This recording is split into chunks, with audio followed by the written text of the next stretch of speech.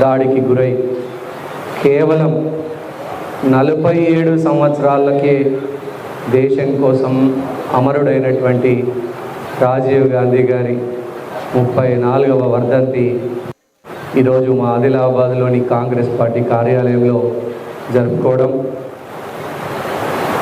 వారికి కాంగ్రెస్ పార్టీ శ్రేణుల తరపున, ఆదిలాబాద్ ప్రజల తరపున, యావత్ తెలంగాణ సమాజం తరపున ఘనమైనటువంటి నివాళులు అర్పిస్తూ ఉన్నాం. నాలాంటి ఎంతోమంది సాధారణ వ్యక్తులని అద్వితీయంగా తీర్చిదిద్దినటువంటి టెక్నాలజీ రంగంలో ఆ ఖ్యాతి రాజీవ్ గాంధీ గారికి దక్కుతుంది. నేను చిన్న వయసులో, కేవలం 8.5 సంవత్సరాల చిన్న వయసులో నాకు నవోదయ స్కూల్లో నేను చదువుకోవడానికి వెళ్ళినప్పుడు అక్కడ ఎప్పుడు కూడా ఈ నవోదయ స్కూల్స్ని స్థాపించింది, దీనికి అంకురార్పణ చేసింది రాజీవ్ గాంధీ గారు.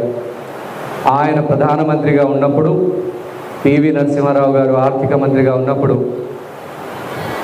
అనేక సమస్యలకు ఓర్చుకొని నవోదయ విద్యాలయాల్ని స్థాపించినటువంటి గొప్ప నాయకుడు రాజీవ్ గాంధీ గారు. ఈరోజు నేను ఆయన స్థాపించిన స్కూల్స్లలో చదువుకొని, అలాగే టెక్నాలజీ రంగంలో ఆయన అంకురార్పణ చేసినటువంటి అనేక రకాలైనటువంటి టెక్నాలజీ విప్లవాలు నా ఎదుగుదలకు కారణం. ఇక్కడ ఉన్నటువంటి చాలామంది బిడ్డలు ఎదుగుదలకి కారణం, చాలామంది పిల్లలు, అబ్బాయిలు కావచ్చు, అమ్మాయిలు కావచ్చు, వారందరి ఎదుగుదలకి కారణం ఆనాడు రాజీవ్ గాంధీ గారు 1984 నుంచి 1989 మధ్య 5 సంవత్సరాలు ప్రధానమంత్రిగా ఉన్నప్పుడు తీసుకున్నటువంటి అనేకమైనటువంటి విప్లవాత్మక మార్పుల వల్లనే ఈ టెక్నాలజీ యుగం సాధ్యమైంది. ఈరోజు మనం సెల్ ఫోన్లలో ఫ్రీగా మాట్లాడుతున్నామంటే దానికి కారణం, దానికి అంకురార్పణ చేసింది స్వర్గీయ మాజీ ప్రధాని రాజీవ్ గాంధీ గారు. టెక్నాలజీలో ఈరోజు వేలాది లక్షలాది కోట్ల రూపాయలటువంటి టెక్నాలజీ వస్తువుల్ని, ఉత్పత్తుల్ని ప్రపంచానికి ఎగుమతి చేసేటువంటి గొప్ప ఆధిక్యత సాధించిందంటే దానికి కారణం మన మాజీ ప్రధాని రాజీవ్ గాంధీ గారు. కేవలం కాంగ్రెస్ పార్టీకే కాదు, యావత్ దేశానికి కూడా సాధారణమైనటువంటి పిల్లల్ని అసాధారణంగా మార్చి అద్భుతమైనటువంటి టెక్నాలజీ రంగంలో విప్లవాత్మక మార్పులు తీసుకొచ్చి మా అందరి జీవితాల్లో మార్పు తీసుకురచ్చినటువంటి రాజీవ్ గాంధీ గారు పేదల కోసం అనేక సంక్షేమ పథకాలు ప్రవేశపెట్టారు. టెలికాం విప్లవం, ఐటీ విప్లవం, ఉన్నత విద్యలో టెక్నికల్ ఎడ్యుకేషన్లో విప్లవం, ఉన్నత విద్యలో విప్లవం, వీటన్నిటినీ కూడా ఆ రోజు ఐఐటీల్ని, ఐఐఎంల్ని బలోపేతం చేసింది కూడా రాజీవ్ గాంధీ గారి నాయకత్వంలోని కాంగ్రెస్ ప్రభుత్వం.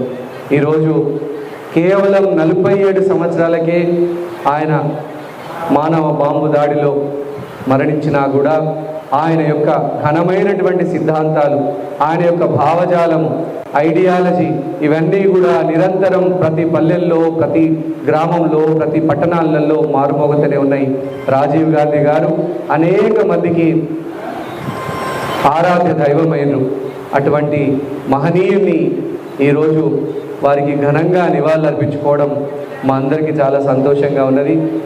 వారు మన మధ్య లేకపోయినా వారి సిద్ధాంతాల్ని, ఆశయాల్ని సాధించే విధంగా మనమందరం కూడా ముందుకెళ్లాలని ఈ సందర్భంగా కాంగ్రెస్ పార్టీకి, కాంగ్రెస్ పార్టీ నాయకులకి, అభిమానులకి, శ్రేణులకి, కార్యకర్తలకి మనస్ఫూర్తిగా పిలుపునిస్తూ ఉన్నాము. ఆయన యొక్క ఆత్మకు శాంతి చేకూర్చాలని ఆ భగవంతుని ప్రార్థిస్తూ ఉన్నాము. ఈరోజు ఆదిలాబాద్ ప్రజలందరూ కూడా గుర్తు చేసుకోవాల్సింది, రాజీవ్ గాంధీ గారి పేరు మీద ఉన్నది రిమ్స్ హాస్పిటల్. ఆనాటి యూపీఏ ప్రభుత్వం మన్మోహన్ సింగ్ గారి నాయకత్వంలో, సోనియా గాంధీ గారి నాయకత్వంలో Rajiv Gandhi institute of medical సైన్సెస్ని స్థాపించి ప్రతి నెల వేలాదిగా, ప్రతి సంవత్సరం లక్షలాదిగా నిరుపేదలకి ఉచితంగా వైద్యం అందిస్తున్నటువంటి రిమ్స్ రాజీవ్ గాంధీ గారి పేరు మీద స్థాపించబడి ఈరోజు ఘనంగా సేవలు అందిస్తూ ఉన్నది. ఇవన్నీ కూడా కాంగ్రెస్ పార్టీ, కాంగ్రెస్ ప్రభుత్వం ఈ ప్రపంచానికి, ఈ దేశానికి అందించినటువంటి మోడల్. పేదోడికి పేదోడికి పెట్టడం కాదు, పెద్దోడికి పెట్టడం కాదు, పేద ప్రజలని, బడుగు బలహీన వర్గాల్ని, ఎస్సీ ఎస్టీ బీసీ మైనారిటీ సోదరుని ఆదుకోవాలన్నటువంటి దృఢ సంకల్పంతో పనిచేసినారు రాజీవ్ గాంధీ గారు. నేను మళ్ళీ చెప్తా ఉన్నా, ఆయన జీవితం నాకు స్ఫూర్తి. ఆయన జీవితం నుంచి నేను ఇన్స్పైర్ అయినా అని ఈ సందర్భంగా తెలియజేస్తా ఉన్నాను. అలాగే Rajiv Gandhiji, our ex prime minister, was murdered in cold blood in 1991 in the terrorist attack of a human suicide bomb in Sri Perumbudur. Rajiv Gandhi ji